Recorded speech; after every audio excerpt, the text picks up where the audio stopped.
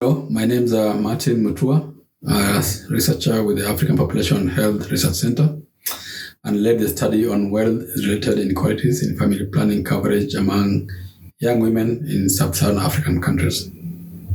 There has been an increase in contraceptive use in the last 2 decades in most countries among women of reproductive age, which has increased the demand for modern contraceptives.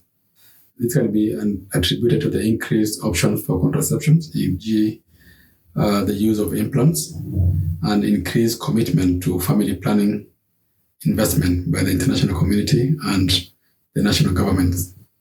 However, the intervention have not benefited young women equally, and married young women from poorest households are particularly disadvantaged.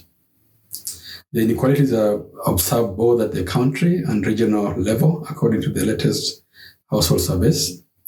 In addition, we show that there's a general increasing trend in family planning coverage among young women over the last decade. Though coverage appears to have stalled in West and Eastern regions and several countries among unmarried young women. This indicates a significant number of countries will not reach the family planning 2020 targets if adequate attention is not paid to address these inequalities among young women of reproductive health in Africa.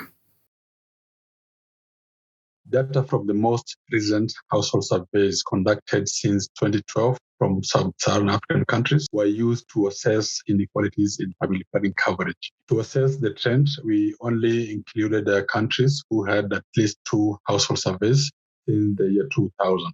Family planning coverage can be defined as shown below. We assessed wealth-related inequalities in 32 and 24 countries with enough data among married and unmarried young women, respectively. The bar graph shows the absolute difference in family planning coverage between young women from richest and poorest households. Absolute difference was positive in all countries apart from Ghana and South Africa, as well as Gabon, Burundi, and Rwanda among married, indicating that young women from the poorest households are disadvantaged. Significant inequalities were observed in almost half of the countries among married and in an eighth of the countries among unmarried young women. The largest inequalities we can see was observed in Angola for both married and unmarried, and in Ethiopia among unmarried. Inequalities were also observed at the regional level. Median family planning coverage was highest in Eastern and Southern region as compared to West and Central African region for both married and unmarried. There were substantial inequalities in all regions with significant results in the West region.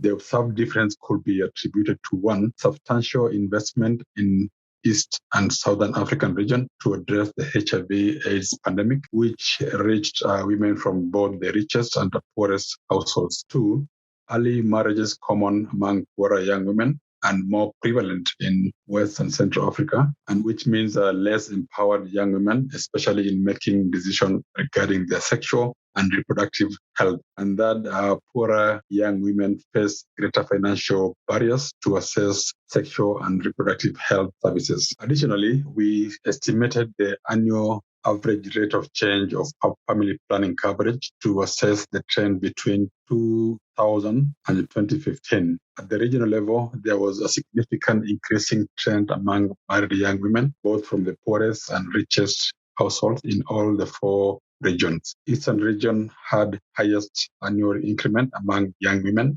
Southern and Central African regions had significant increments among unmarried young women from the poorest households. There was also a significant increasing trend in the Central region among unmarried young women from the richest households. Family planning coverage stalled in West, Eastern and Southern African region among unmarried young women from the richest households. Thank you for listening to my presentation.